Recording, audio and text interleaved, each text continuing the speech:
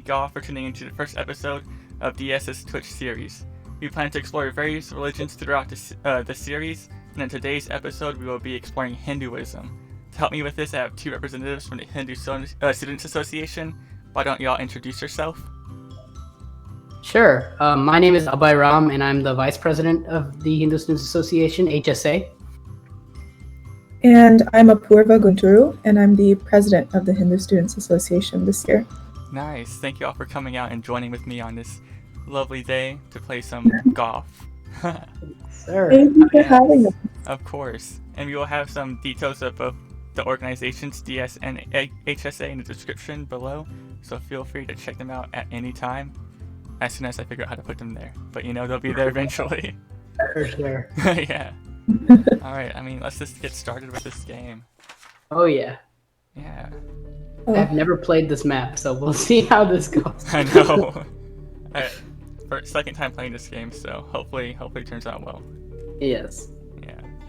Don't forget we can jump and all this stuff. Oh, yeah. I'm gonna be using that. Alright, guys, so... Oh, this is already off to a great start. We got a good balance. Oh, you made it in. That was such a lucky shot. Wow. Wow. So, yeah, guys, how long have you been practicing your Hinduism, and, how did you get into that? Where would you want to start? Sure. Well, so for me, Hinduism was the religion I grew up with. My parents grew up Hindu in India, and they immigrated to the United States and had me. And it's just been a cultural and, of course, religious practice that I've grown up with. So all 20 years of my life. Oh, wow. Yeah. Yeah, a similar experience here. I grew up Hindu, but I guess what's interesting is that, so obviously I grew up culturally Hindu because both my parents were, but the philosophical side of Hinduism, and there's a pretty rich philosophical tradition in Hinduism, I didn't really appreciate or kind of tap into until probably halfway through middle school, maybe early high school. Oh, I see. Yeah. But I also, again, 21 years of Hinduism for me as well. Wow. So do you feel like most people of the Hindu faith are immigrants to America, or come from families of immigrants? I think primarily that's the demographic, yeah. We've seen, Hinduism has its own kind of history in the United States, right? Yeah. With the 60s counterculture movement and prior waves of immigration. But I think most practitioners, from what I know, are either immigrants or children of immigrants. That's cool. Nice. Yeah, I think I'd agree with that. It is interesting to see, I think Apurva briefly mentioned the counterculture movement. It is interesting to see what parts of Hinduism kind of made their way into mainstream American culture, but yeah, I'd say that people who are who've probably seen a more complete picture of Hinduism are probably immigrants. Oh, so what do you think is the more public parts of Hinduism? What do people tend to see more than other parts?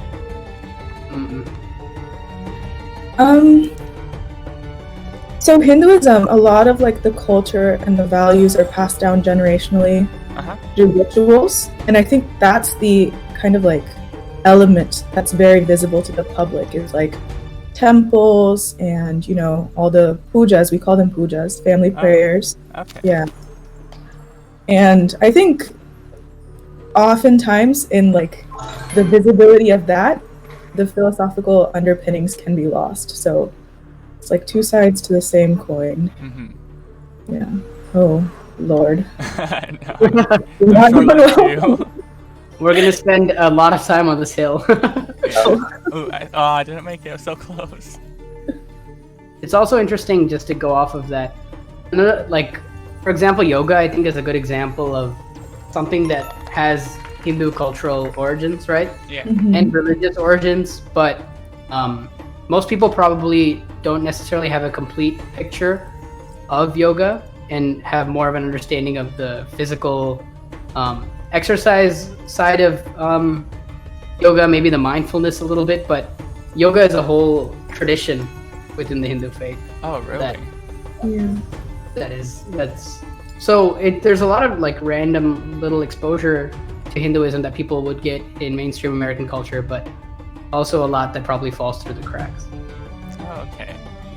Well, so like, what's the other parts of yoga that, you know, apart from the, like, that more spiritual side, I guess, of it?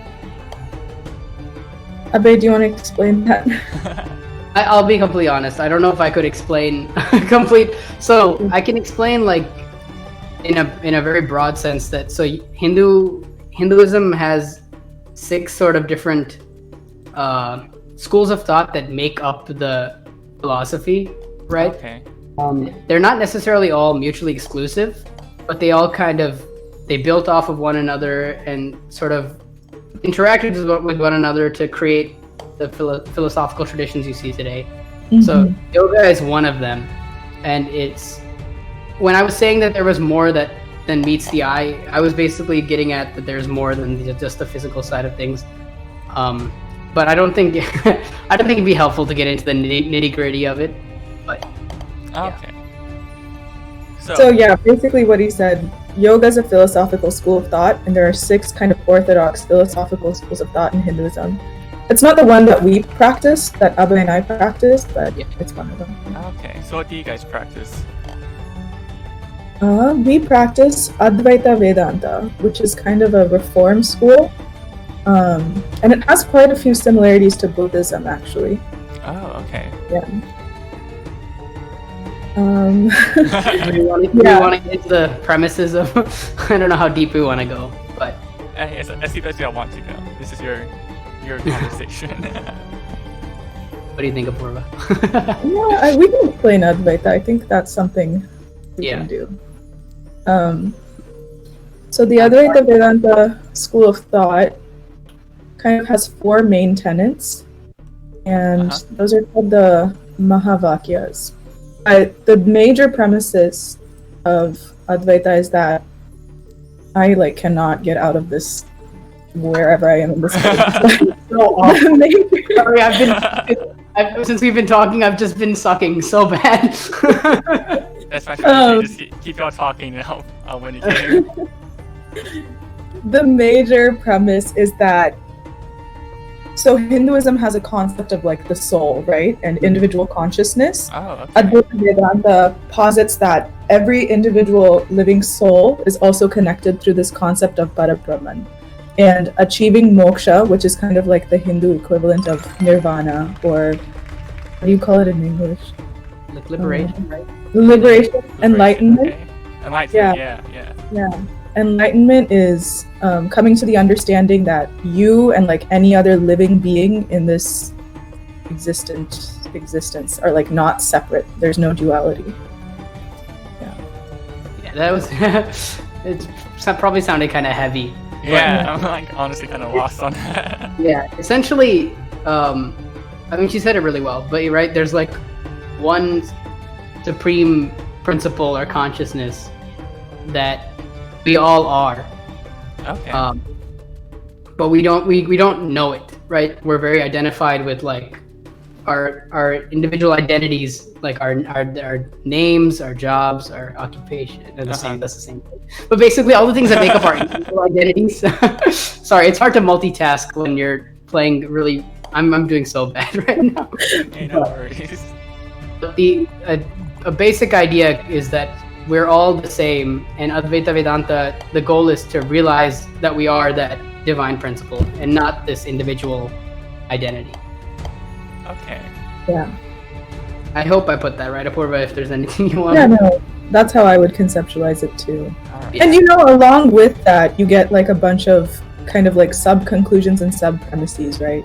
So one of them is the idea that the material world is not something that can bring you lasting joy, so you need to seek true satisfaction through an understanding of your spiritual connections with other people and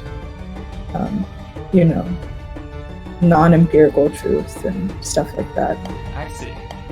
What's also interesting about Advaita Vedanta is the idea that you can be enlightened and still living and functioning pretty much as a normal human being. Mm-hmm. The idea of a Jivan Mukta, but it's nice because then I feel a lot of times when people hear about the idea of liberation, it's something they just say, oh, maybe I can worry about that later.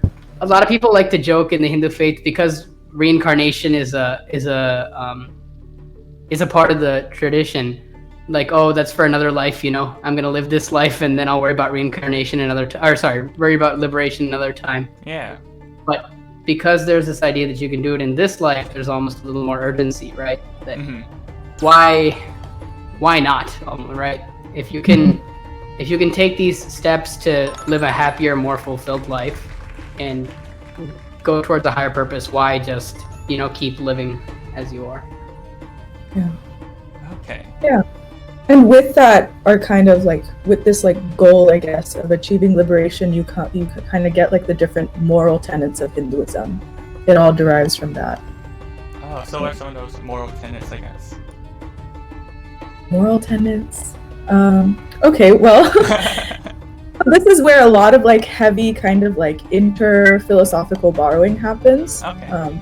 Yeah, with the yoga school that I mentioned earlier, and the other 6 Orthodox schools. Some of the major tenets that are like very kind of like commonly cited in mainstream society, you hear ahimsa a lot, so non-violence. So if there's no like separation between you and other living creatures, then you shouldn't harm them, right? Because it would be akin to harming yourself. Oh. Mm-hmm. Another major tenet is like truthfulness, satyam.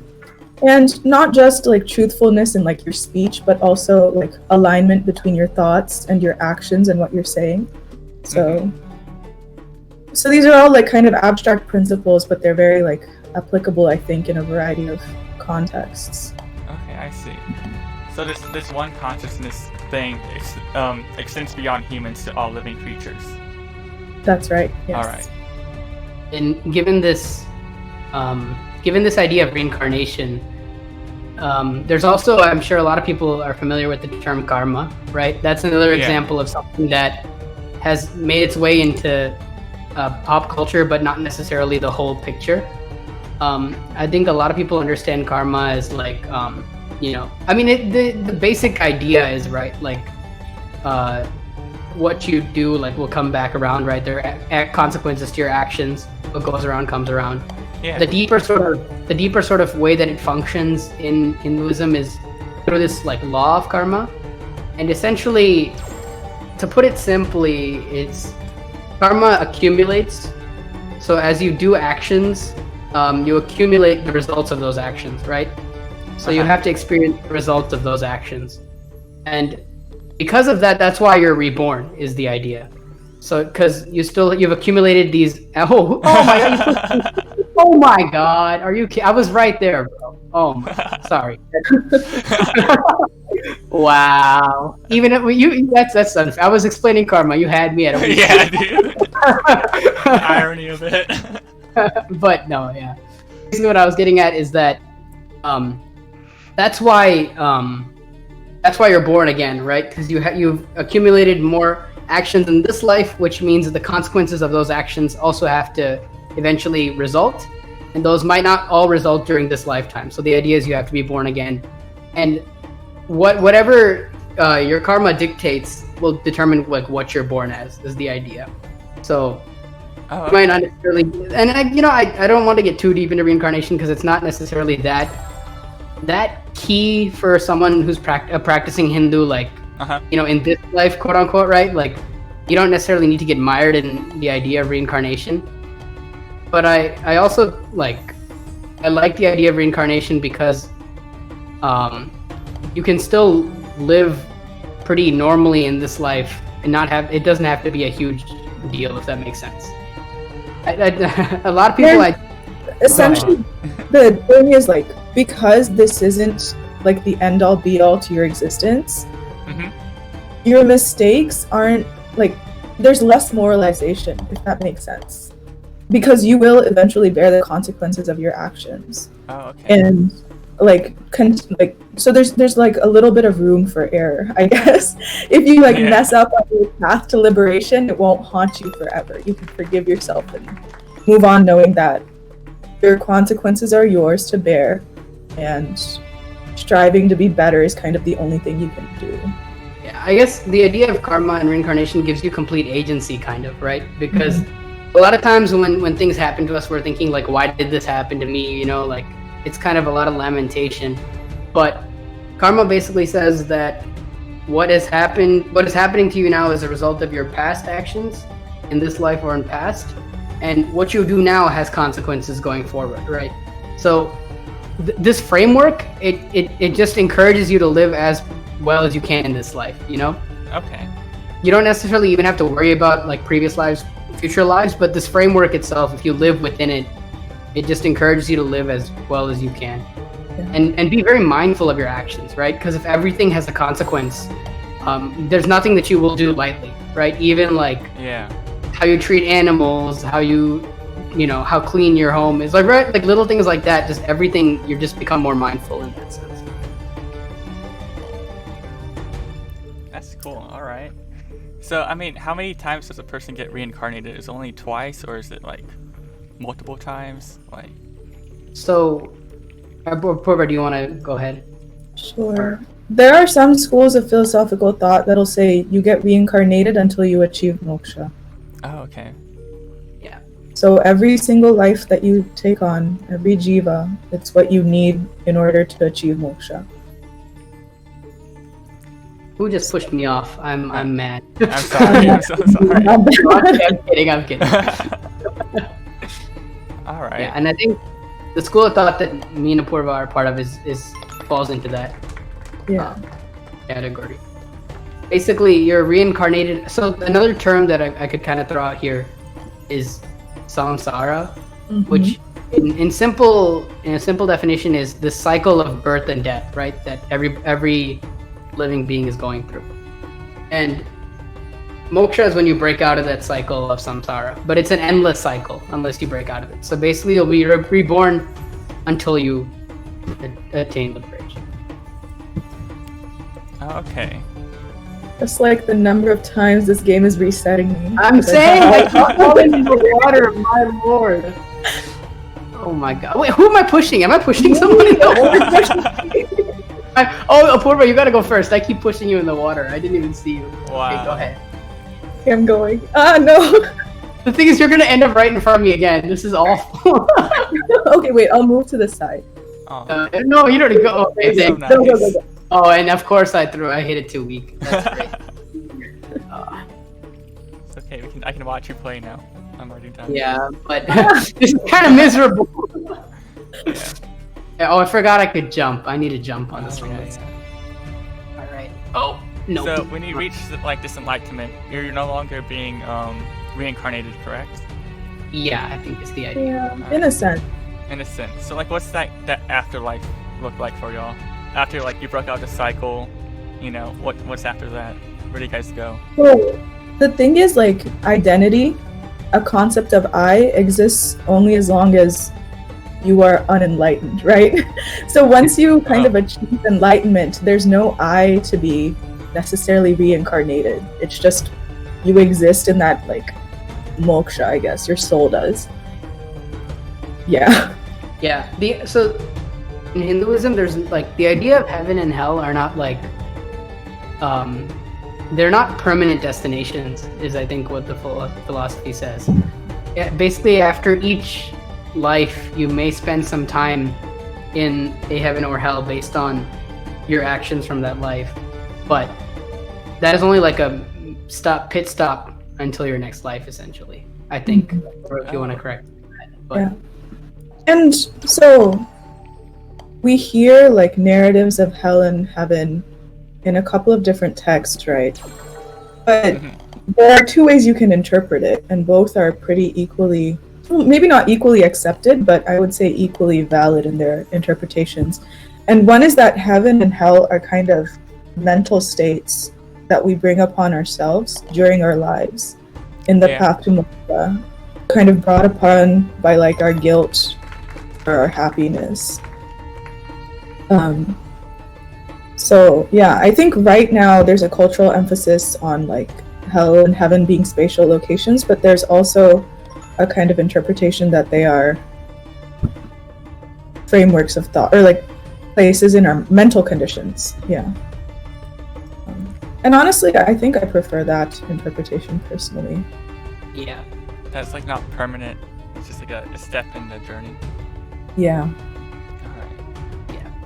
So like, I guess, so you guys do, so like what's your hell or heaven, I guess, since it's like not permanent? Is that like, so you don't get reincarnated immediately, you have a little waiting period? Or? So the thing about the like conceptions of heaven or hell is because kind of I think the vibe you can get from us is that they're not necessarily central parts of our, or at least I'll just speak to my experience because I don't want to like they're not necessarily, the concepts aren't central to my experience of practicing Hinduism, if that makes sense. Yeah. Because in my understanding that they're not the end goal, right? Or they're not the end all be all. So I don't necessarily, maybe Apurva, you have a better sense of what they look like, but I don't necessarily have a great sense of what they look like or what how much time you spend there or anything like that, because they're not something I've looked into that deep. Mm-hmm. Spend a lot more time on basically the philosophy and the values and the things that are sort of in the like towards moksha is the general my approach. Yeah. And again, so you see kind of like descriptions of heaven and hell in various Puranas and Upanishads, but they can be like interpreted as mental conditions or like things that we feel as a result of our like individual guilt or the consequences of our actions. So yeah, like Abe said, heaven and hell to me personally aren't like main focal points in the religion. Yeah. And there aren't really many rituals associated with it either, except for like rituals associated with death. And those also, you can kind of interpret them as ritualized grieving processes. So. Oh, I see. Okay. Yeah. Oh my. You'll get it. It's last call. It's so entertaining. Keep going, please. Keep going. Yes. Feel guilt, Abe.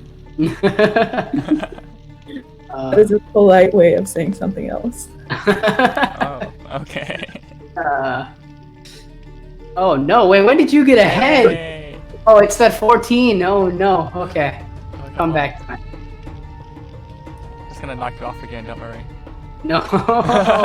Wait, not if I get there first. Oh, I'm not gonna get there first. Oh, I'm taking my time. Where is the flag? Oh, I see it. Okay. So this one consciousness thing that connects you all, is it just like a law of nature? Is it associated with a deity in your faith? I mean, like where does it come from, or is it just like present? Good question. So, let's see. How do I explain this? They're like different conceptions, right? I guess we can start there, based on school of thought. I think a term that's generally used to describe it is Brahman. Mm-hmm. And it's a pretty heavy topic to cover, but there's like conceptions of this Brahman that are saguna, meaning with qualities, right? Meaning it's a god with a form and a name and all that, right? Yeah. And there are schools of thought wherein this Brahman is like I should say the ultimate like reality of this Brahman is nirguna, meaning without qualities, like omnipotent, omniscient, like all powerful. Like I don't want to say nothingness, but without any name or form or attribute. And so in Advaita Vedanta, if I'm not mistaken, again I should have probably prefaced this at the beginning of this, but everything I say is what my working understanding is based on how I practice. Yeah. But in my understanding, you can't.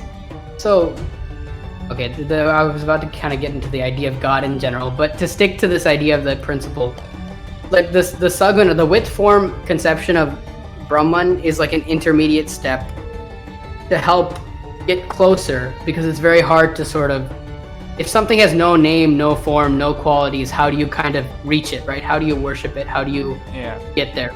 It's much easier to have something that has a name, a form, and virtues, right? That you can worship or that you can sort of work towards. So, yeah, I keep it down, by the way. I don't. Okay, you're explaining it I'm such a beautifully. bully here. I'm sorry. I interrupted.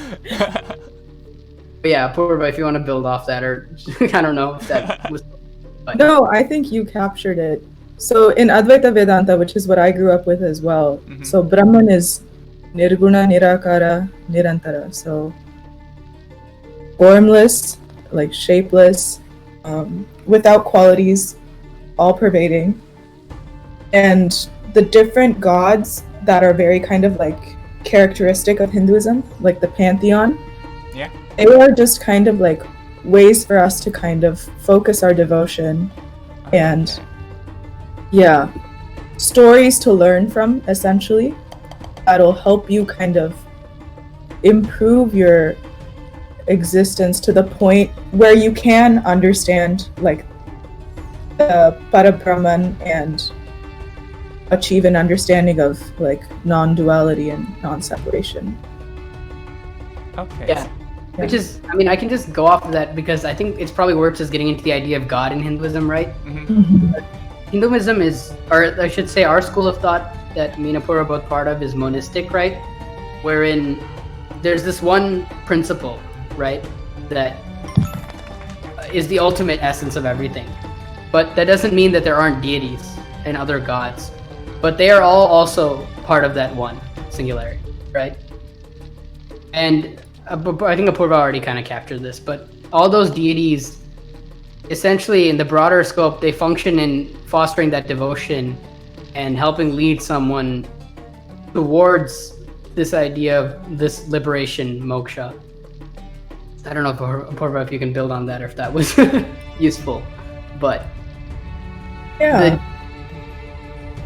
No, keep going. I only say that because I think a lot of times people think Hinduism is polytheistic because they hear about the many gods that we have. But I think for me, and again, I'll preface by saying a lot of these are from my understanding of Hinduism, the existence of so many gods helps give us, especially with this idea of like a personal deity, right? Which is essentially a deity whose experiences, whose stories, whose lives you can most relate to, right? Get inspiration from, gain strength from, right? If you have a personal deity like that in your life, it helps guide you and center you and give you something higher to sort of devote yourself to. And this might be a tangent, I'm sorry. I'm just, because there's a lot of strings to pull if you want to capture this. But so if we're here talking about how we are more than just this individual existence that we think we are, like our bodies and our names and our forms, right? If we're more than that, then you have to sort of you have to do things to sort of disassociate's a weird word, right? But disidentify with the body, right? Basically, you have to realize what you are. First you have to realize why you're not all the things you think you are, and then you have to understand why you are the supreme consciousness, right? So for that, having a personal deity, something that you can sort of devote yourself to that's more than you, is a really important step or process in doing that. I don't know if Apurva was that coherent. Do you want to build off of it? No, that was perfect, I think, in my understanding. Essentially, the many gods and forms that we have are very, very important and very, very, so I'm just going to keep rambling here. It's a lot of times I think people like to separate the rituals from the spirituality, right? But and this took me a lot of time to sort of accept and wrap my head around, because I was always the kind of person who's like, oh, I'm all about the spirituality, but a lot of the, oh my god, are we messing with gravity? I think so. That threw me off too. Yeah, but sorry, as I was saying, I was always the kind of person who's more about the spirituality and all the rituals. I was like, oh man, do I really have to go through this? But with this idea of a personal deity, right, that I can sort of devote your energy, you can devote all your actions to them. It helps wean away at your ego or your sense of like individuality, which I know we always, especially in Western culture, individuality is very emphasized, right? So that might sound very troublesome at first, but if we're all this one if we're all this one principle, this one Brahman, then actually individuality is the biggest obstacle, you know? It's the thing you want to wean away at and weaken that difference. So, okay, I'm done rambling for a bit. Purva, please fill me out. Yeah. I mean, you really covered it. Because it's just a lot. Yeah, sorry. Yeah, because, and this kind of like will tie into the idea of like preservation of culture and cultural identity through generations as well, right? Because you can have the philosophy, but just the concept of Parabrahman is so difficult for us to explain, even though we've grown up with it. Yeah. And having like concrete rituals or cultural like actions to relate back to these philosophical concepts and like conduct through day-to-day rituals or activities helps make it much more concrete and relatable, right? So that's like the two sides of the coin with Hinduism is you have your philosophy, which is like essential for practicing with understanding and practicing with meaning, and you have the rituals, which are necessary to bring the philosophy to life and make it applicable to your day-to-day. I see. Yeah, going off that, it's interesting because one thing I don't know if we've mentioned, but is a very common idea that's brought up when describing Hinduism is how Hinduism is a way of life more than like just a religion. Like basically, in that religion sometimes feels like when you use that term, it's something like that's a part of your life and that you can kind of invoke at certain times, or it's like there are different parts of your life. This is my religion. This is my, my job. This is this. This is that. But Hinduism says that it's a way of life, and because of that, I'm sorry, my train of thought I was trying to get in the hole, so my train of thought wandered. But basically, Purva, what were you just talking about? How ritual and philosophy are two sides of the same coin. Yeah, well, that's basically going off of that, where like, because it's a way of life, these rituals help keep you in, even if the philosophy isn't necessarily, you don't have a complete understanding yet. These rituals still keep you involved. And now my initial train of thought came back, thank God. In that, like Apurva was saying, what really resonated with me in what Apurva said is that despite sort of practicing Hinduism our whole lives, this idea of Brahman is even really hard for us to explain. Yeah. Right?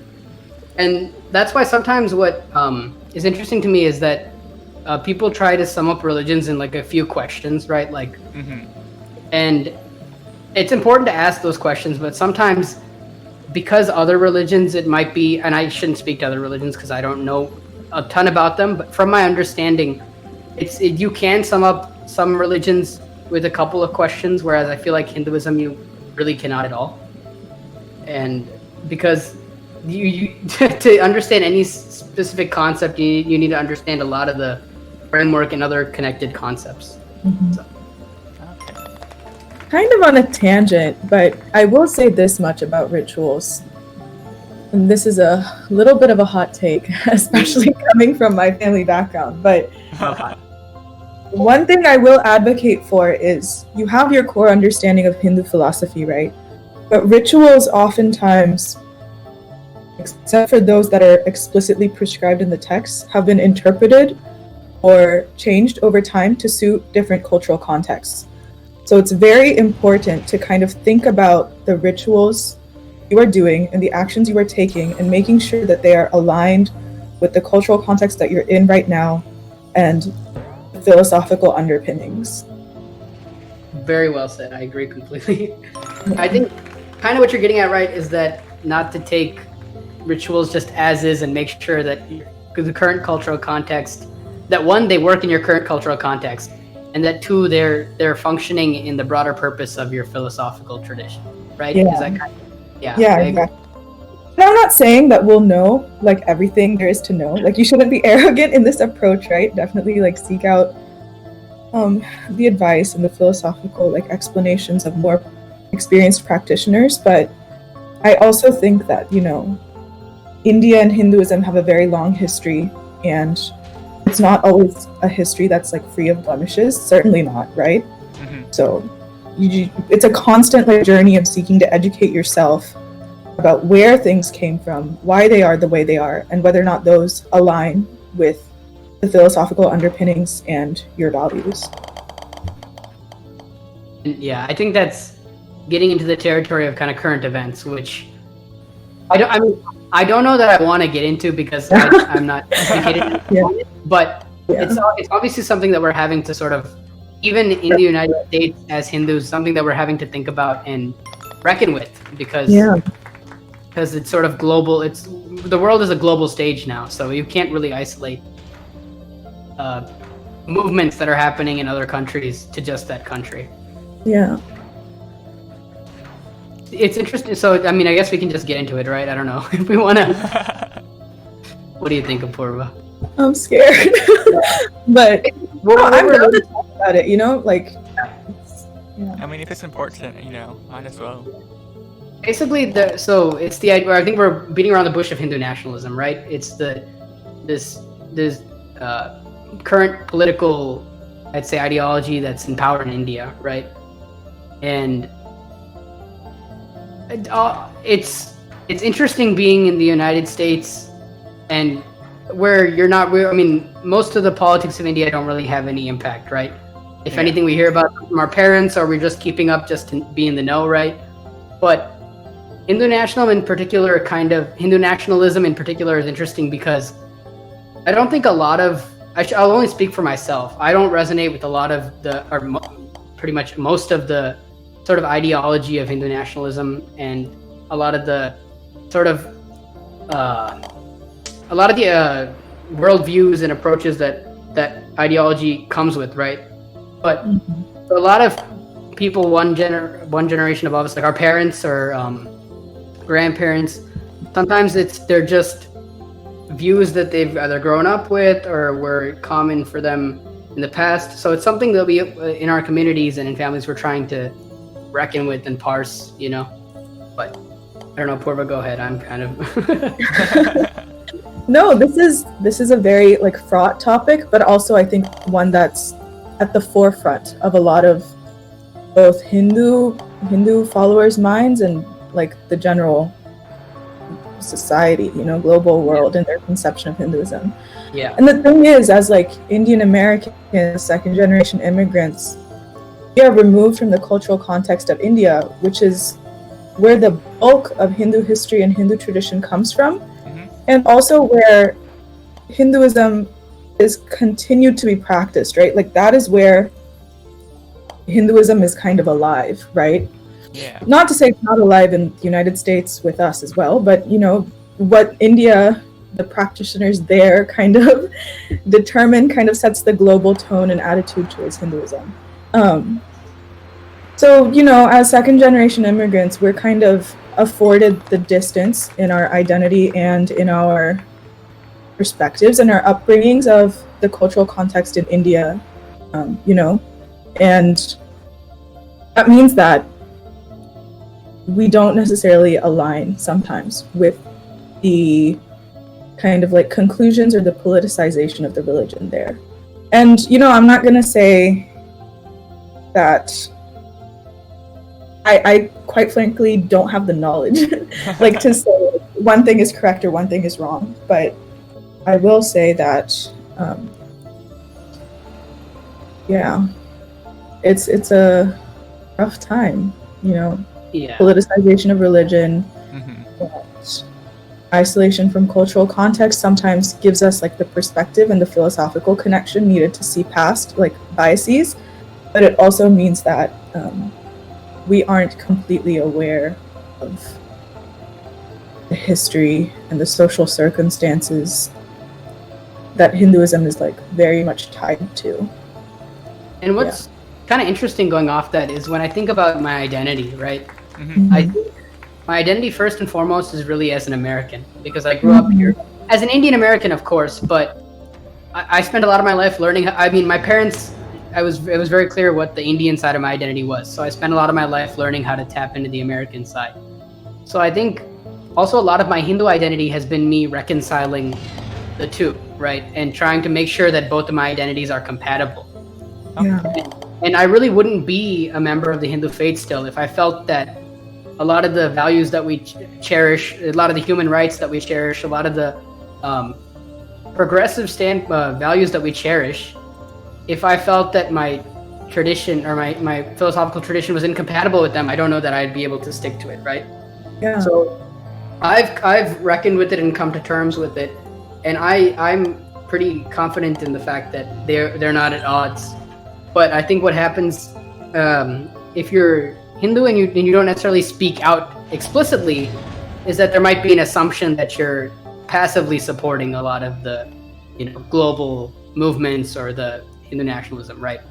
Yeah. But I think it's unfortunate because I bet that most college students would like, it's not necessarily a religion that would be separating factor, right? There are a lot of more things that connect us than separate us, but it's just kind of, I guess, an aside. I'm just gonna like outright say what we're referring to, but like communal violence or just violence. Yeah. That is something that I believe Hinduism philosophically does not condone. Like violence is a no-no, right? Yeah. But a lot of communal violence happens in India. And I can speak for like Hindus only, right? Yeah. Under the justification that it's a protection of the Hindu faith. Yeah. Or, and there's a long history in India of, both religious syncretization and religious like tension, right? Yeah. One thing that I will say is that communal violence, attributively or otherwise, is not something that I can say my conception of Hinduism condones. Yeah. Same. Yeah. So yeah, sorry, this got kind of deep. It's I think it's something that's in the back of a lot of people's minds, especially people who are Hindu, right? Mm-hmm. Because I don't think anybody that I know who's Hindu really condones violence or any of the other human rights abuses or sort of religious conflict. Like no one condones religious conflict being stirred up, right? Yeah. But also, I don't think in the same strain we don't necessarily feel like, since we're so separated, it's not necessarily, we don't feel it's our responsibility even immediately to like have to condemn it, right? We don't really even feel connected to that side of things. So having to sort of deal with that is something a little new that I haven't had to think about historically, right? But yeah. But I do think it's important for us to make sure we're not complicit in these things. Right? Yeah. Yeah. Again, it goes back to this concept of educating ourselves, right? With the rituals and also with like current conceptions and trends in the religion, it's kind of our responsibility to be educating ourselves, constantly updating our knowledge bases. That's the whole kind of concept of moksha, is right? Building up our understanding step by step. Yep. I should have finished the thought. When I was saying that it's not something we've had to think about. I've of course it's our responsibility to ensure that our complicit our views and also our loved ones, our families, right? Our views aren't complicitly and passively causing harm to other people. So, right. Yeah. No, I completely agree. Yeah. Sorry, I guess we're less about the faith, more about the social political. Yeah, the context of the faith right now, but yeah. No, that's definitely very cool. Definitely very interesting side of things I never even considered. Yeah. I don't want to get too much more into it actually, because honestly, I feel like I don't know enough about Indian politics to even speak up. But I think what my approach, and I'll speak for myself, has been when it comes to these issues is reaffirm what I believe more than trying to do any like without more knowledge, trying to make outright support or go against any specific movements or anything is very much you have to do that from a place of a lot of knowledge. So I can just reaffirm what my understanding of the faith is. That's definitely really cool. And someone in our chat said don't apologize. That is great. Appreciate it. I forgot. Honestly, I forgot there are viewers. It feels like we're just in a little room and we're just playing golf together. I know. I'm sorry about back any nerves or anything with that comment, but no. I mean, thank you, whoever was in the chat. And like, if anything we say, y'all want to contest it or like correct a misconception, please do that. Oh yeah. We are not experts by any means. We're just trying to get by in life. Facts, though, really, right? Like like we're just college students just vibing, trying to practice our faith, a little bit. Like, so we don't know everything, and also, it's actually just to, I guess, maybe bring it back to Hinduism. One of the reasons I'm still as involved in the faith as I am is because it has this emphasis on sort of questioning and making sure that everything comes from a place of understanding as opposed to blind falling, right? And I think what's unfortunate sometimes is growing up, you'll ask your parents or you'll ask, whoever's giving you your Hindu experience growing up, you'll ask them why we do certain things, right? And the answer will be like, oh, that's just how it is, tradition, this, that, right? Yeah. Which is fortunate because if you look into it, there's a lot of backing and reasoning and explanation for everything. But sometimes that's lost, and I feel like that sort of turns people off to the faith. But in my experience, at least, there's always been an emphasis on sort of questioning, and everything is sort of has an explanation in the broader framework. That's really good. Yeah, it's always good to question, always good to understand before we talk, in all things, really. So it's definitely a cool part of Hinduism I never knew was that you guys are open to questioning and always encourage to question. Oh, yeah. Central part of it. Wow. So. I think I heard one of y'all mention briefly in one of your answers, or like when you were talking, was about like, sexualities and stuff like that and different genders. So like, with being a part of this higher authority or higher consciousness, you guys are more accepting of other people and how they view themselves, correct? Or? Oh, yeah. Or Oh, this is a fun question. Okay. Yeah. So, okay. A big thing in Hinduism is you have your philosophical underpinnings that we've mostly kind of framed our discussion today around the philosophical underpinnings, right? Yeah. Hinduism and its practitioners are also a people with a culture and a very long history, right? History of colonization, history of globalization, history of conflict, history of syncretization. And that means that sometimes the philosophy of Hinduism and the culture of Hinduism do not necessarily align. And I think gender and sexuality are one of those places, right? So, Hinduism, we've talked about the Advaita Vedanta that says, we're all kind of the same jiva. We all have all part of the same Paramatma. We are the same, right? There's no difference, and any difference that we perceive is an illusion. And that means that you are required essentially to treat people of other sexualities and other genders as the same and with equity. But, India has a long history, like I said earlier, and that means the culture there, but whether it was a result of indigenous movements, whether it was a result of, colonial movements, it means that the current kind of atmosphere there is not quite as open to liberal gender and sexual acceptance. But there are, reform movements, as there are in any other country. There are people that are accepting and people that are fighting for equal rights. And I think it's very important to highlight those movements and make sure we're good allies in our faith. Yeah, I think Apurva captured all of it. Yeah, that's actually I was talking about how when I was sort of learning more about the faith, I wanted to make sure that what my faith and the values that I already held from, growing up in the United States would be coherent and what Apurva just said was one of those things that really helped me come to the conclusion that they are. Wow, that's really cool. So it's just kind of like any other organization. You got people who are for it, you got people who are against it. It just, I guess. At your core beliefs, you guys are in support of it with your beliefs, and you're all one and the same, basically. Yeah. And in my personal practice, that is something I will stand by very strongly. Yes. That's cool. Well, have you guys found it hard to practice?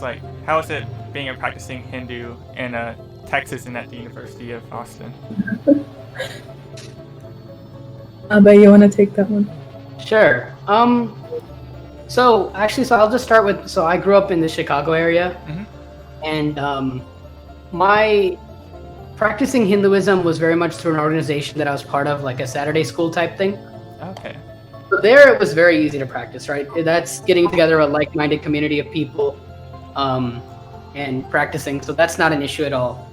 And then coming to UT Austin, I sort of gravitated, I mean, obviously as a member of the Hindu Students Association, now in its leadership, I've been in it since my freshman year, and it was a community that took me in. So in that sense, again, pretty easy to be a part of and practice my faith. I don't think I've ever seen any, like, I've never felt like I was unable to practice my faith, right? Especially, I was very touched by the fact that this org existed, and we're able to put on a lot of events, 6 events every year, and the fact that the university lets us have fireworks off of the tower for Diwali, for example, right? It was all kind of affirmed to me that, okay, this university is one that's open to a lot of different faiths and willing to let us celebrate and, you know, raise awareness about it. So I've felt pretty, I guess, encouraged by what I've seen here. But I think it's also tough in the sense that, unlike maybe Christianity or Judaism or, you know, the Abrahamic faiths, which tend to be a little more, people tend to have a little more background information on, right? Yeah. Sometimes trying to explain your faith, you really have to start from ground zero. And as you can probably tell by how much I've rambled in this Twitch already, it's very hard to start from ground zero sometimes and give someone a solid picture of what you believe. So if anything, that's sort of what tends to be my biggest, like, when I'm thinking about how easy it is to practice, that tends to be my biggest obstacle. But at least in Austin, which I know is sort of a liberal bubble in Texas, at least in Austin, I've had a pretty positive experience. Yeah. I don't know. Oh, yeah. I would have to completely agree with what he said. In terms of like the university context, I think UT Austin the community has been like so welcoming to us and so accepting, and like we've been able to practice, like as our organization even, you know, like we host these public events and we have so much diverse turnout. Like honor to be able to be a part of a community that's so welcoming here. I will say though, so I guess my Hindu background is a little bit unique in that my family, we run a temple. Yeah. So I've grown up just like with one foot in that world and one foot growing up in like tiny suburban America, the American South, that too, right? Where there's just a lot of like preconceptions, misinformation, you know, racialization. And I won't say that it comes from a bad place, right? I always want to give people the benefit of the doubt, but it can get tough, especially when you go to school and you learn one thing about your religion from like, and I'm air quoting here, like academic sources, but yeah, that doesn't align with like your personal understanding of the faith. So there's just like a lot of like navigating you have to do between those two identities and those two realms, making sure you're being respectful in every space that you're in. And another thing, okay, this is kind of, I don't know, maybe it's tangential, but so I'm a philosophy major. Hinduism, like we've discussed today, has a very strong philosophical tradition, right?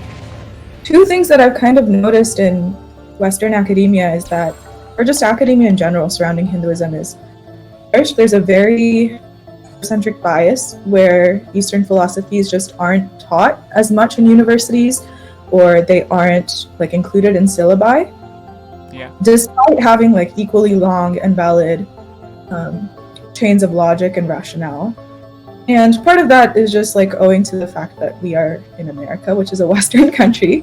But a part of it is also owing to the fact that traditional academic knowledge on Hinduism doesn't really exist, quote unquote, because all production of like knowledge in today's society has to come through like university education and a PhD, and then you write a paper. And historically, if you look in like the grand scheme of like, knowledge and tradition, like India's tradition and like the Hindu tradition of knowledge production is through oral tradition, or like passing on philosophy through rituals, which means that you don't have that presence or that like epistemic acceptance in mainstream academia. I don't know if any of that made sense. No, I think, yeah, I completely agree. I think it's getting at this idea of Hinduism's representation in academia. Yeah. And how a lot of times, the field I believe is called Indology, or I guess that's South Asia in general, but sometimes it's a little like, for example, I'm in a history of Hindu religious tradition class, right? And my professor isn't a South Asian individual, which I'm sure he has all the academic background and is able to explain everything and knows the philosophy, right? Yeah. But one, sometimes it can be a little jarring if someone who's not a member of the community that is not a member of the community but is trying to teach you about the community. Sometimes it can feel a little disconnected, especially for someone who is part of the community, right? Mm-hmm. And then also, I think sometimes academia might miss some intricacies of the faith, or might come at the faith using an existing framework from other faiths, right? And it might not necessarily fit, if that makes sense.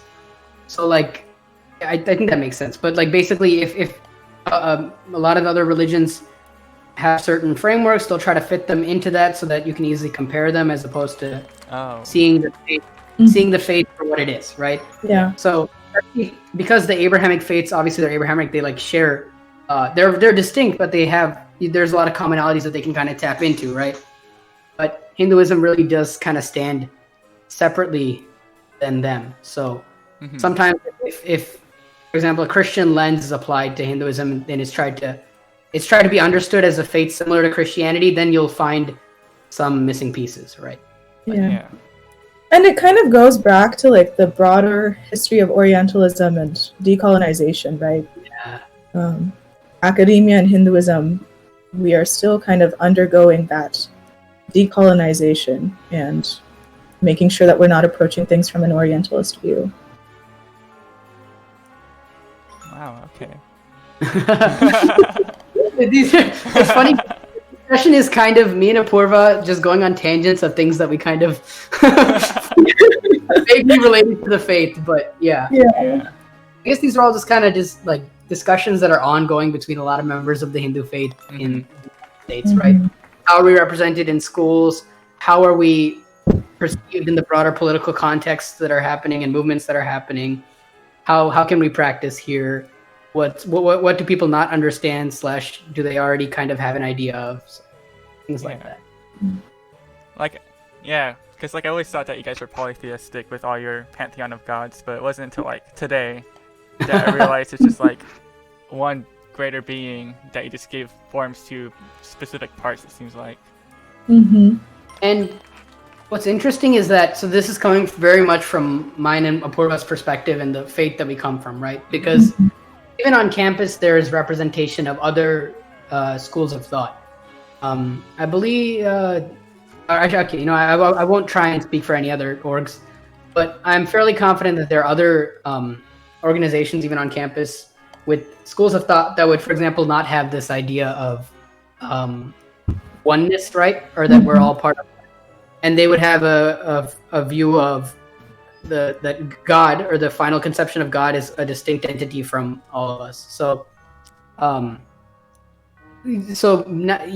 I was trying to get at there is that today you might hear from a Hindu that, we're monistic and there's one ultimate principle, and then tomorrow you might talk to a Hindu and they'll give you the opposite, right? And that's another reason sometimes it's hard to, when someone asks, "Can you explain your faith?" It's like, I can explain my piece of it, right? Or my background in it and my school of thought, but you have to understand that this is not gonna encapsulate, and you might meet someone tomorrow and have to relearn your understanding of Hinduism.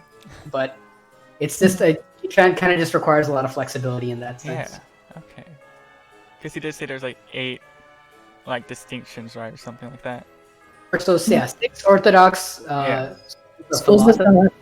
Yeah, and countless denominations. So many denominations. Okay. So denominations, and those denominations will have sort of an amalgam of the 6 philosophical traditions, right? Like will have their own conclusions based on the knowledge that's been accumulated from these traditions. Yeah. Yeah, honestly, the crazy thing is, I don't think most practicing Hindus completely understand Hinduism, myself included, right? Like, Yeah. it's really tough to, like, you really have to be a scholar to have a complete grasp of Hinduism. So, And that's like kind of built into the framework of the religion itself, right? Like even our concept of enlightenment requires so much separation and constant questioning and constant, reassessment and reevaluation. So I think it kind of just, it's in line with this idea that to understand your own faith, you need to really be constantly thinking. yeah. Yeah. Like it's already been hard enough to kind of explain some of the concepts, then like living to like achieving them, right? Experiencing them is even harder. So Yeah. That's cool. I mean, are there any like core beliefs that all of these like different distinctions, different denominations kind of believe in with Hinduism? Or is it like everything, every like little facet, every belief is kind of fractured in some way? I will say that nearly all the interpretations, at least ones that are traditionally considered valid, will draw on the same scriptural authority.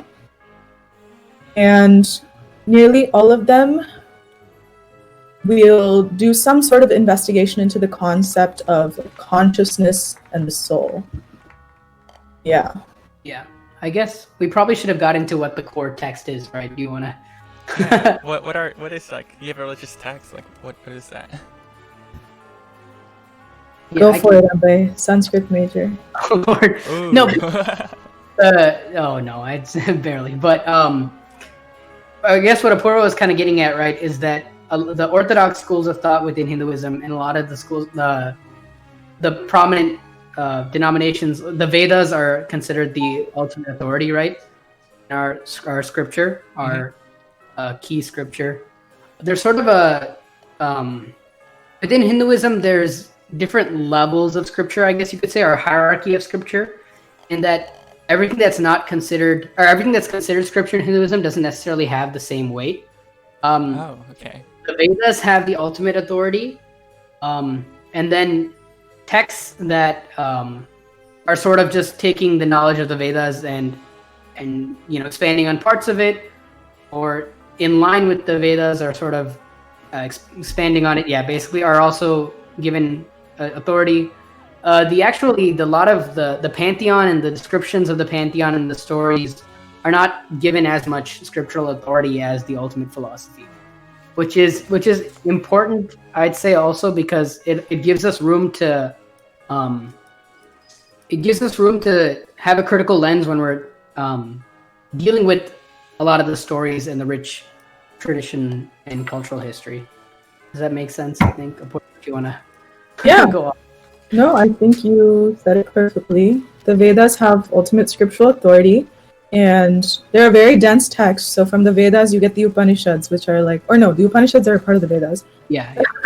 From the Vedas, you get like lots of other like different scriptures, like the Puranas, which are mostly like narrative, storytelling based, which are meant to give context to like the philosophy that the Vedas present and make them more, relatable and give you stories that can help you like understand what they're trying to say. And that's where you get most of your stories of like the gods and the different pantheon, right?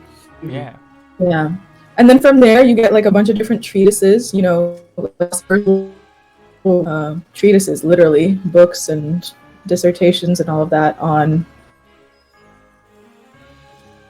today, and you can go further in art and music that people express their like devotion to the religion and to gods through that, and that's also a part of like the scriptural canon of Hinduism.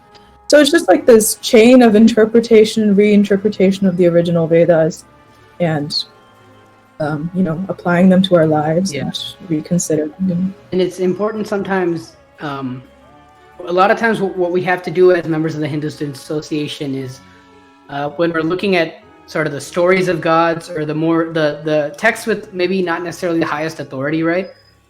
And we see something that maybe isn't necessarily doesn't completely gel with our current society, right? And what we feel as Hindus in the United States, because the ultimate authority is in the Vedas and higher scriptures, we can kind of take from these stories what is necessary to know and important to know for the sort of ultimate understandings and conceptions. So. Okay. Oh no, did we? Important thing I think that we do as an organization. Oh, We look kind of. hello. Yeah, she's kind of cutting out. I think her internet's Yeah. suffering. Would it really be a virtual event if there weren't tech issues? You know. Oh no. I think at this point we're all just kind of used to. Yeah, it's like, oh, it's just happening again, you know. Being randomly kicked out of Zoom rooms, internet cutting out. It's part of life these days. Honestly. Can I ask you a question, Joshua? Yeah, go for it. What inspired this sort of setup? This is a really cool event you have going on. I was really it was really pleased to see something like this. What inspired this? Thank you. In its creation? Oh, I think just what inspired it for me is I know that there's a ton of other religions other than the one I believe in, but I just don't know anything about it. I don't know how to go about learning more about it. Yeah. I don't know. It's just kind of I felt like I was often closed-minded to everything else in the world, other than what my faith believed in. And so that's kind of well, people believe their own religion's correct, so I mean, why not give that some value as well? Yeah, And, for sure. See what's about, see where they fit into everything, because often stereotypes run rampant in life. You can't escape them. Yeah. No matter how big or how well known your religion is, like Christianity or stuff like that, very Western religions, they still have stereotypes based around them that often paint broad brushstrokes and can be really incorrect too. Yeah. So it's just kind of well, let's give light to some of these lesser known, not Western dominated religions, and see what they have to say and give them that light to, clear up these misconceptions around them, and give them a voice if they don't already have one. Awesome. Yeah. Kind of, I guess going in line with that, what's another thing that I appreciate about Hinduism for me personally is that because I sort of see it as a way of life, I don't necessarily. Obviously, I mean, if someone's a member of the Hindu faith, there are things that will connect on immediately, right? Yeah. But there are things that anybody of any faith can do that I'll appreciate because they sort of follow the framework even without necessarily being Hindu, right?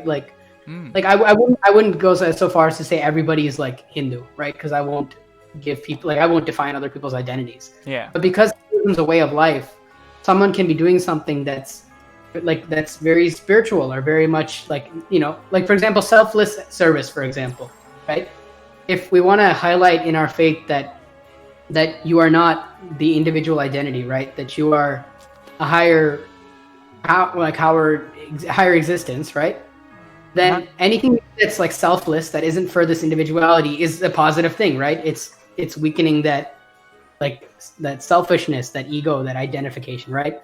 So selfless service, I can see in any faith, any person appreciate that, and it's very it gels with my faith as well. There's no sort of because even this service, because it's not Hindu, it's not real service or something like that.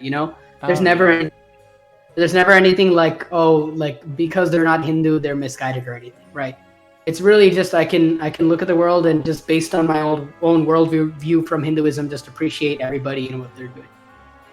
That's really cool. So, I guess along with that, is this a you belief versus a belief held in the Hindu faith?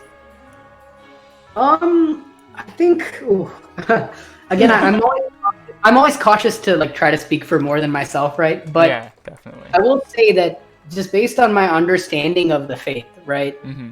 I would say that it isn't incoherent with the faith, right? I won't speak for anybody else, but I'd say that I guess this kind of gets into this almost idea of it's almost cultural, right? Yeah. Because it gets into this idea also of I don't know. This is a good question. I'll think about it for a second. Yeah, take your time. Don't worry. I don't think it's just a me thing though. I would say that you can there are actions that are Hindu, but it's also because they are just it's not because Hinduism is like, this is not coherent. Give me a second. No, you're Basically, good. here's where I'll go with it. Part of the reason I like Hinduism so much is because I feel like a lot of the concepts and philosophy exist separate of Hinduism too, right? Like they're just kind of, if you think about it and you kind of start to practice it in your own life, they're like self-illuminating, right? Like sort of truths of life. So then, obviously, I'm very grateful to the Hindu tradition for revealing these, right? But if I sort of see them as just truths of life, then anybody who's living in any sort of capacity can be also living within these frameworks, philosophies, truths as well, right? Mm-hmm. But I don't necessarily, okay, maybe this is a me thing. I'll say this might be a me. I don't necessarily worry about whether they identify necessarily with the Hindu faith or not, right? Yeah. I have no sort of like, if they're not Hindu, then it can't be. It's not valid. Yeah, it's not valid, or it doesn't gel with it. You know, I don't have, but I'm sure that kind of what Apurva was getting at earlier, wherein like what the philosophy sort of has and what the culture believes are very different sometimes, right? Mm-hmm. And especially, I feel like there are for sure. I'm sure there are people who would be very cautious about trying to separate Hindu knowledge from Hinduism for a lot of valid reasons, right? That they don't want the erasure of the culture, and that they don't want people to disrespect the faith, right? They want that knowledge. They want the respect of the tradition, and you have to sort of keep that linkage. But here in the United States, where there really isn't that linkage at all, I can kind of live like freely, not having to worry that much about that. So that was a Apurva step in here. So what was the question? Do you think like our kind of acceptance and appreciation for other faiths, is that like a hallmark of the religion itself? Essentially, yeah. Okay. I want to say yes. You know, I really, really do. Because I don't know. Because I think if you are a practitioner, even if you get rid of like the concept of Parabrahman, you get rid of the concept of like dualism versus non-dualism, you still have your core like values, right? Like ahimsa and satya and brahmacharya. And you have the cultural context of like being a very communal society that, you know, really values like community bonds. Mm-hmm. I want to say that like, yeah, these kind of like environments and beliefs will foster an acceptance, a more ready acceptance of other people. That's what they're designed to do.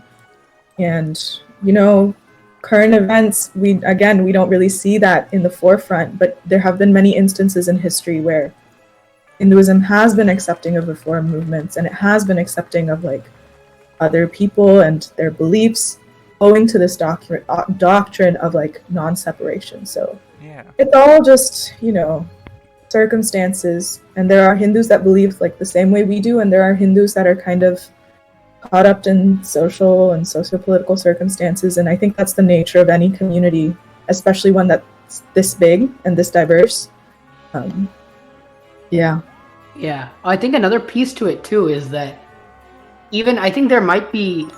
This is again, this is what my understanding is, but I think there might also be a worry among some Hindu people who may believe at their core, and the philosophy that they practice believes at their core, that we're all like, you know, acceptance of other faiths and people, right?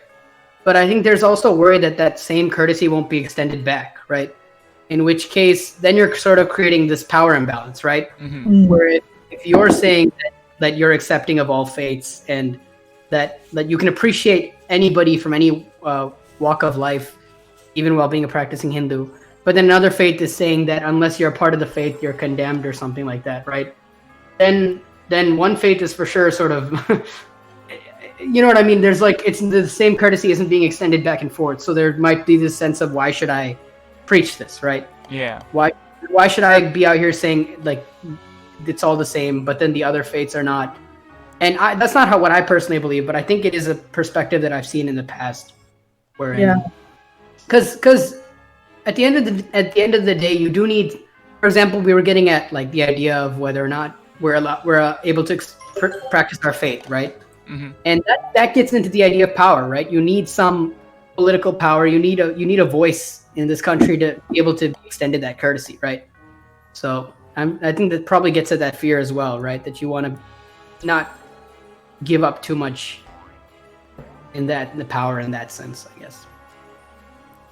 I think it's just, it's important to keep like what you believe in at the forefront of your mind and your cultural circumstances, and make sure that, it goes back to the idea of satyam. If you believe one thing, then you should act on it, and your speech should be aligned with that. You can't believe in non-dualism and act defensively and, create power imbalance. Because at the end of the day, within the Hindu framework, that's just something that'll come back and hurt you. It'll affect your peace of mind. So I see. Kind of like that karma concept that we were talking about earlier. Yeah. Exactly. Okay. All right. Well, I remember you mentioned like a fear of losing out on culture. Is that like what's the culture, I guess? Since like there's no I guess, with like the grand scheme of Hinduism, there shouldn't be an I. How does culture fit into that? How does the Hindu culture? A very good question, actually, because I sorry, I'll just.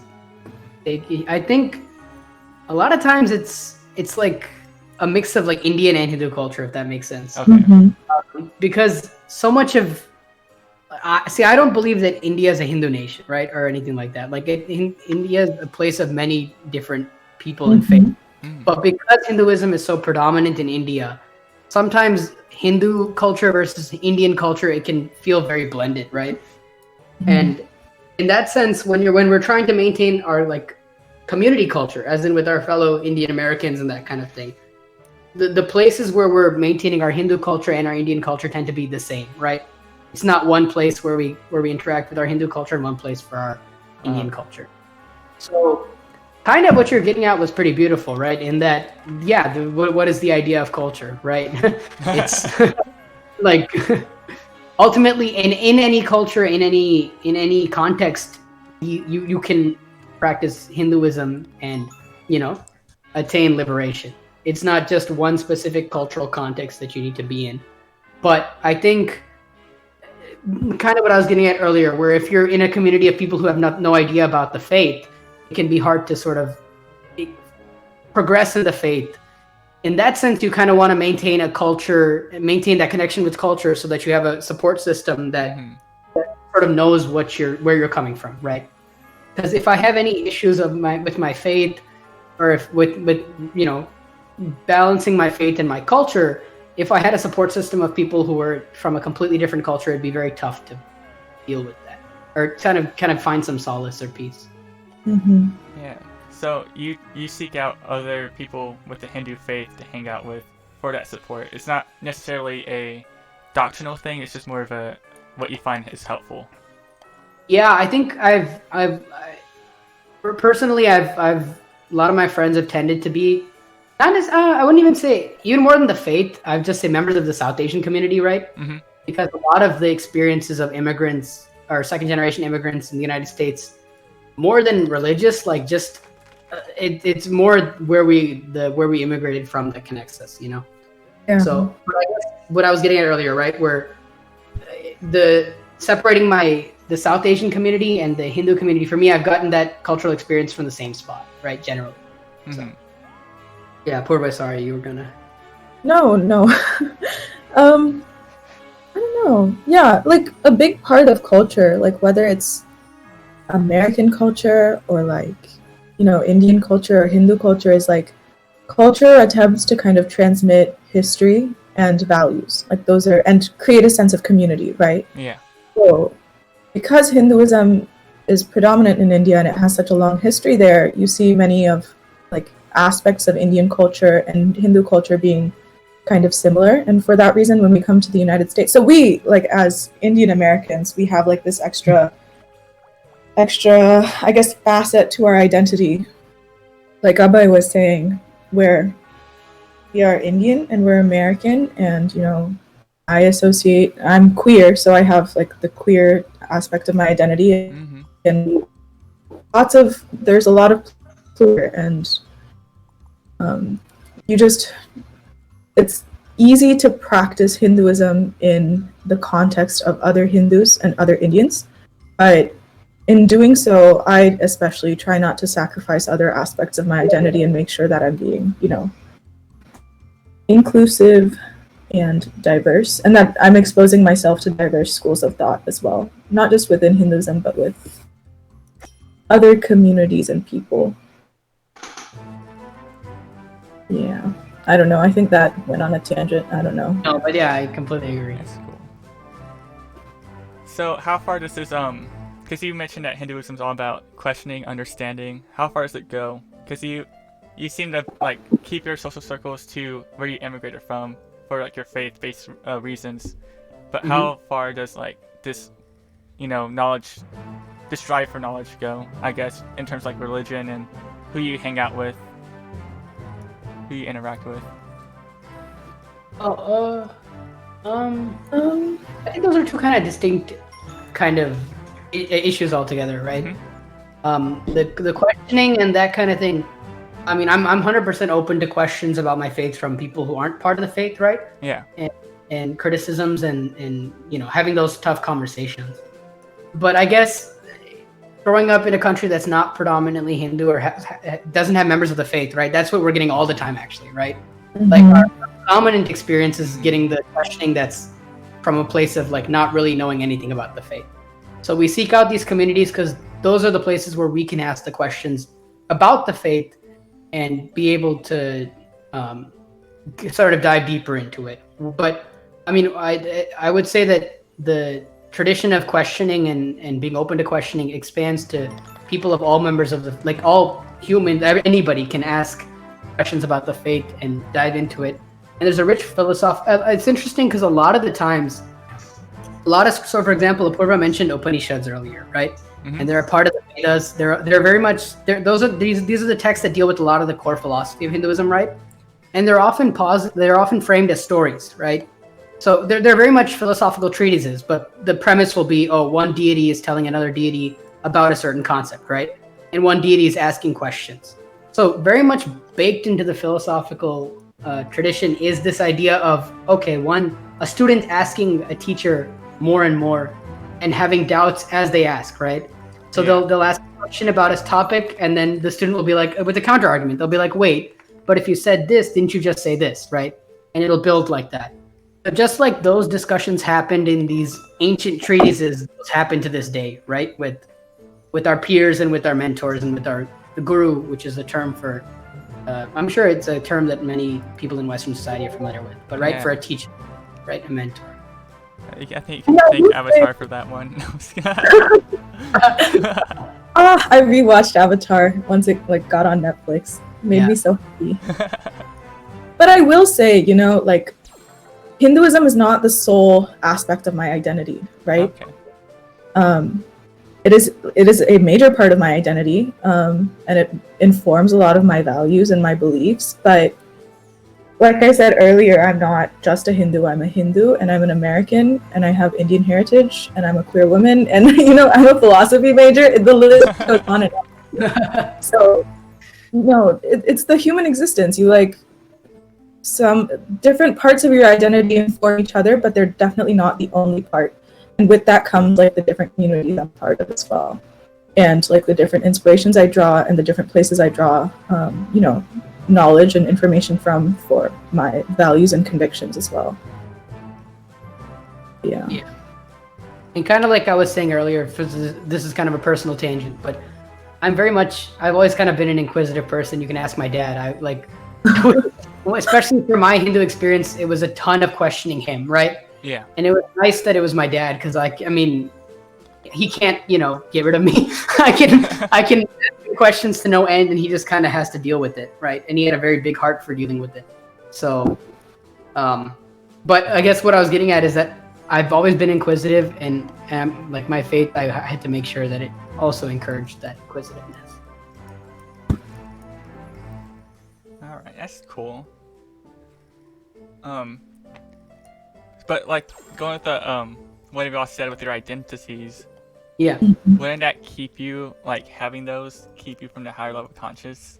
Saying or is that like, are you able to have certain identities but still be able to reach that enlightenment stage that you guys strive for? So, we're also like lay people, like we're not, and that's not an expectation Hinduism has of us, is like, we're not expected to immediately and completely live our lives perfectly, right? There's room for that there and room for that growth, and we're just meant to do our best. And I think part of just coming to the understanding that, we're non-dual is being accepting of the different facets of our identity, right? Oh, okay. Yeah, you can have all of these like facets to yourself and still understand that you are one person, and the work of doing that is like, again, going back to the idea of Satyam, you just have to consolidate your beliefs and really think about them and make sure like, who you are is really representative of everything you believe with and everything you identify with. And yeah. So I don't think like identifying with and acknowledging the fact that you're a human being with like a lot of different interests and a lot of different facets is necessarily counterproductive to the goal or ideal of Hinduism and moksha and non-separation, because to some extent it's necessary to reconcile all of these parts of yourself and acknowledge them to come to that conclusion. And it's also, encourages you to think about all of these different things and gain knowledge from a lot of different perspectives to come to that ultimate. So it's kind of like how you mentioned you guys split up your deities into different forms, even though he's one person. He has different forms, different aspects to each of those forms, but he's still all one. Like, that concept is kind of hard to get. Yeah, exactly. That's a very good parallel you drew there. Yeah. Thank you. See, I'm paying attention. I'm learning. I think we're all doing pretty bad at this game because of kind of gotten. That's really cool. I never thought about it that way, or like all these concepts you're bringing up. They're really new to me. They're really fresh. So I guess I'm gonna be like y'all were when you first started exploring Hinduism and just asking all these questions to your parents and your gurus. Yeah. Yeah. I mean, because I think for a lot of people, and for obviously before I was exposed to the philosophical side of things, Hinduism is a very traditional, ritualistic, I guess what I'm like, your interactions with it tend to be mostly traditional / ritualistic, right? You'll go to the temple with your parents every weekend or something, or, when it's a festival, you'll have a little gathering and ritual at home and you'll invite people, right? So, really when people are sometimes exposed to the philosophy of Hinduism, even Hindu people, they're kind of like, where was this the whole time, right? Like I was doing the traditions, that's cool and all, but this would have really this would have resonated with me a lot sooner. So yeah, completely I've been where you are once for sure. And I still have such a hard time sometimes. Oh yeah. Oh my gosh, tell me about it, especially when I think about cultural contexts and context and things like not aligning. It's so difficult, really, because it's such a vast canon of literature too. We're talking about 10,000 years of scriptural knowledge and cultural. Yeah, it's a constant journey of questioning, and that doesn't validate or invalidate anybody in their experiences and beliefs. I don't think. It's just a continuous process. Yeah. So does the scripture continue to grow currently, in modern day, or is it what's already written down, what's already said and done, is it? What? So the core texts tend to be kind of, that's it, right? The Vedas and the ancient treatises. What is still kind of alive and well tends to be a commentary of what facet of the literature. So because a lot of the times these texts are very hard to understand if you don't have a really good understanding of Hinduism, right? A lot of it will be inaccessible or go over our heads. So generally within whatever school of thought you're in, there will be gurus or teachers who have written commentary on those ancient texts, sort of parsing them and making them more accessible to us today. And those are that's an ongoing process. that a lot of Hindu organizations engage in the current day, I'd say. I think. That's I don't know. cool. Yeah, Purva, if you have any. No, yeah, that's, yeah, you know, and there's different levels of orthodoxy in the religion too. Some people will be much more accepting of new commentary, and other people will want to stick to, you know, The original, I guess. the original stuff. Yeah, so for like Advaita Vedanta, for example, the main kind of, or really the originator of this reform school was a guru named Adi Sankaracharya, and he was like what, 1500s, even earlier. Oh my maybe. gosh! Oh wow. So, yeah, and there are people. So he wrote a set of commentaries that solidified this kind of philosophical school of thought, and then people after him wrote commentaries on his commentaries. Yeah, and people continue to write commentaries, and people continue to give like talks in various the various languages of India. They're called pravachanas on what he said, Yeah. and apply them to like the cultural context. So, yeah. Yeah, I think this is actually a good moment to bring up another facet of Hinduism, which is this idea of like the Guru Parampara, which basically refers to the lineage of gurus or teachers, right? Because Hinduism historically was an oral tradition, right? It was the knowledge was passed down orally. Okay. To this day, sort of, it's the idea is that, at least in my understanding, is that to sort of be authoritative, you should have a reputable kind of lineage, and lineage sort of what's kind of beautiful about it is that it suggests that no one person owns the knowledge, right? Yeah. And we're talking about this idea of, you know, you kind of also alluded to it again, right? If you're trying to get rid of individuality, right? Mhm. Would having if you say this knowledge is mine, you're missing the point, right? Yeah. And you really can't, because in Hinduism, no knowledge is you don't own any knowledge. You aren't the originator of it, right? Hinduism does not claim to have any founder, right? And even the teachers who are teaching us the knowledge, if you ask them if like they would point to their guru as their source, right? And that guru would point to their guru. So it's a very it's rich and an active tradition, but at the same time it's passive in the sense that no one is taking authority of it. No one is taking ownership of it. I think less than passive, it's decentralized. There's no bureaucracy. Yeah, that's a good way to put it, for sure. Yeah. And that kind of it's beautiful because it's very it gels with the central tenets of the faith very well, right? Mhm. I think a lot of people, when it comes to organized religion, we're also worried about like blind faith or people in authority misusing that authority, right? Yeah. And it's still, I mean, it's of any religious tradition will have bad individuals in it, right? But when you have a philosophical tradition that gives ultimate authority to the knowledge, and then no individual owns the knowledge, right? Then it's much less possible for one person to abuse it to that extent. Of course, there are still examples, but yeah. Wow. That's pretty cool.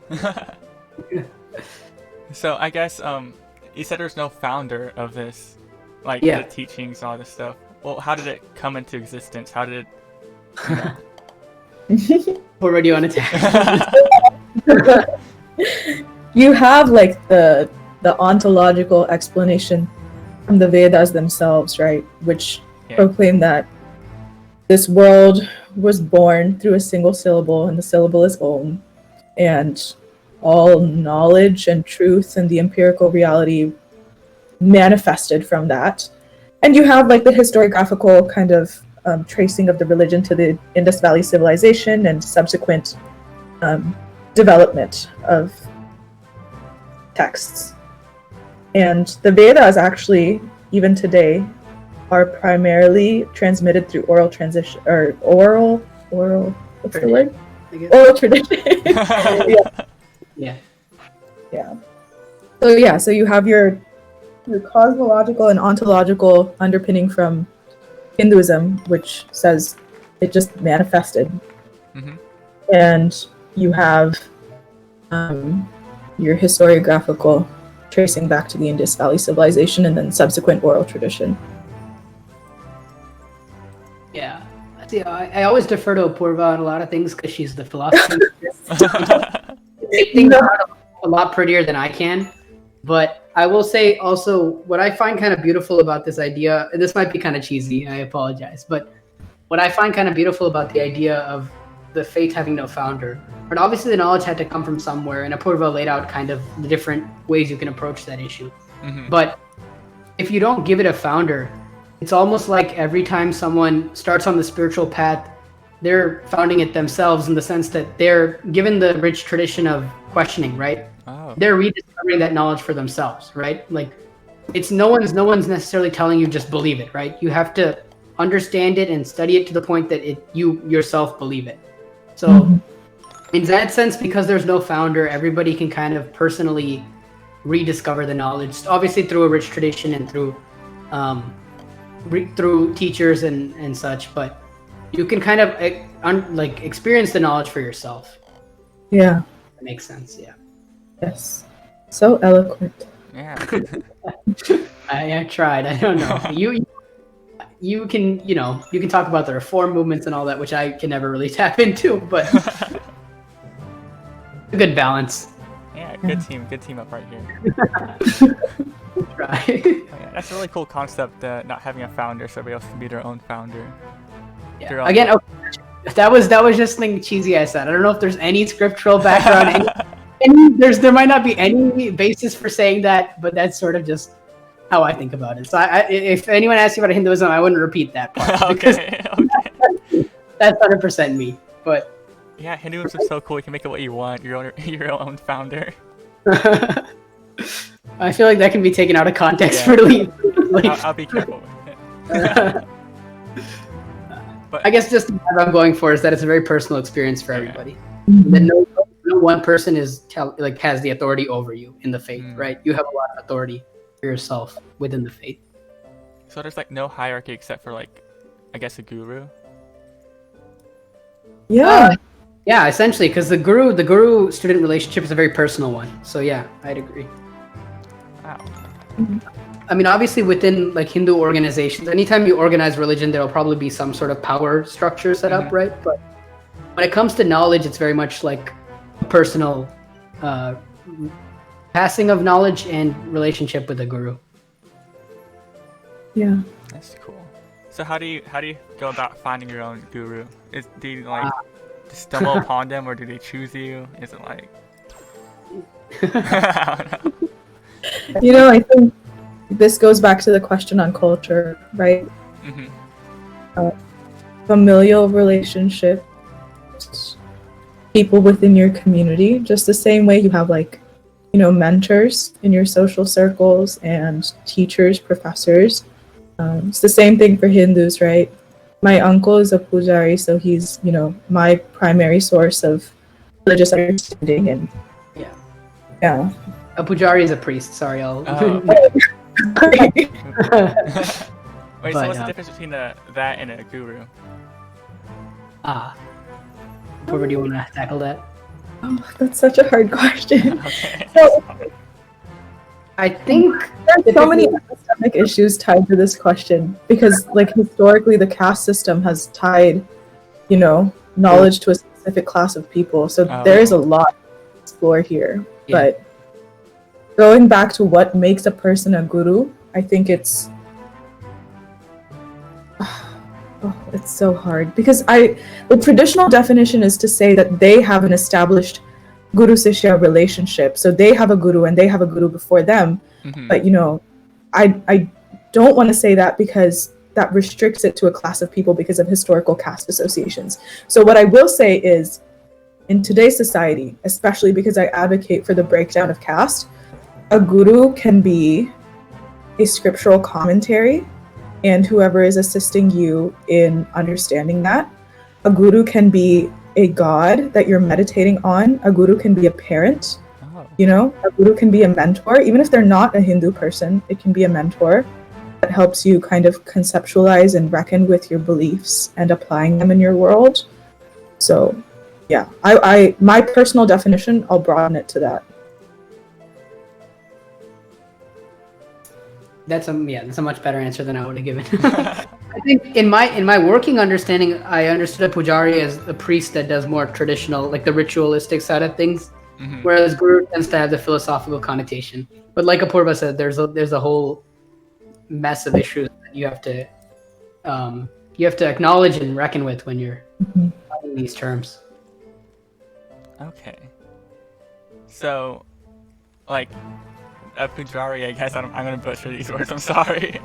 Totally fine. You did really well there, yeah. They're limited to, practicing Hindu who's, like, alive and he's real. A pujari is basically a priest. So anyone that studied the Vedas, especially the ritualistic aspect of the Vedas, and practices them in a temple context or in a public context is a pujari. All right.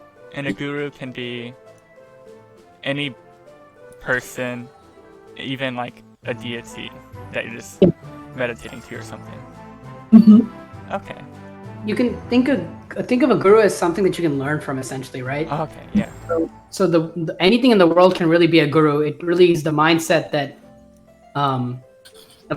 determines it. So guru isn't. It's maybe I shouldn't. I hate broad claims, right? But in my understanding, a guru isn't necessarily like a technical term in the sense of more. You can really expand it to a lot of different things in the world that you can glean knowledge from. Whereas I think pujari is just a more specific word in this like comparing pujari and guru are comparing a very specific word to a more general word. Pujari is like a job description, and then okay. Exactly. And guru is like almost a concept if you think about it. Yeah. Oh.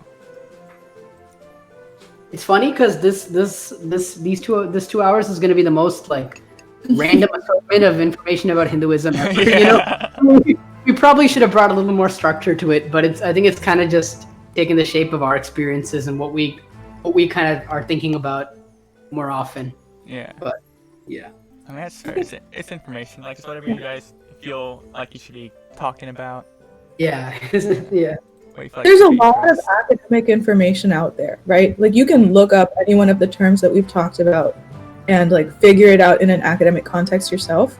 But I think it's really nice. And thank you for hosting this. Like, you've given us a platform to Of course. talk about it through our experience and in the context of like actual practice and humans. So yeah, I agree. Because I don't know that an academic. I think you obviously when you take an academic approach to anything, you miss something about the people and the practice. So, oh my God, this tentacle thing just slapped me all over. It's a very hard hole. I can't even get into it. I'm trying my best. Are you done? Oh my God. No, I got kicked out. That took too long. Oh man. Okay.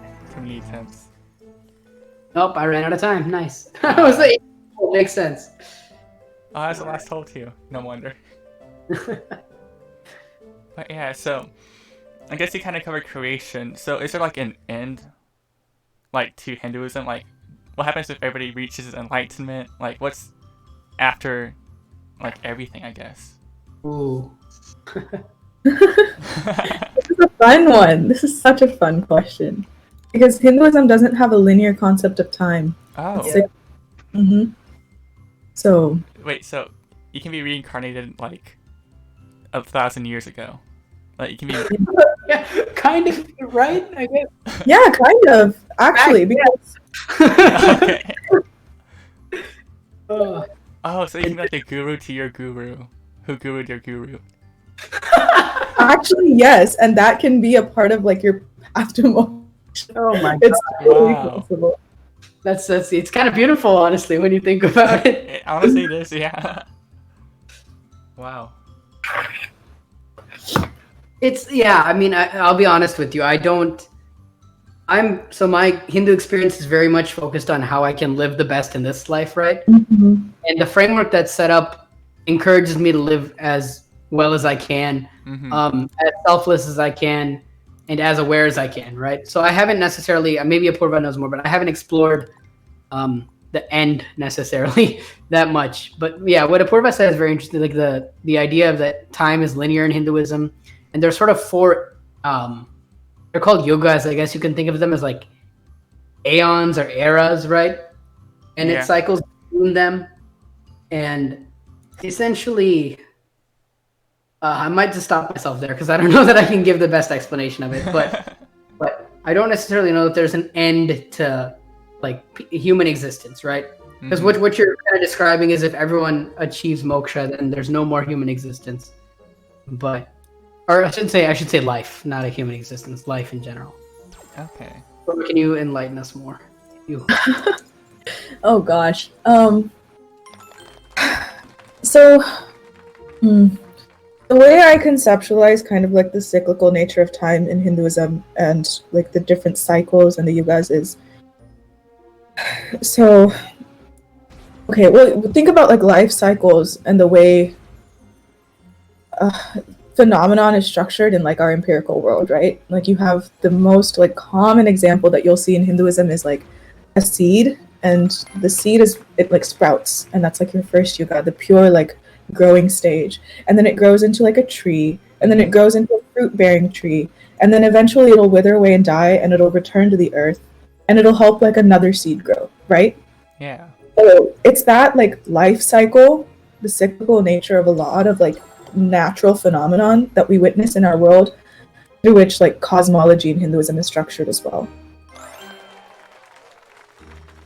Does that make sense? Yeah.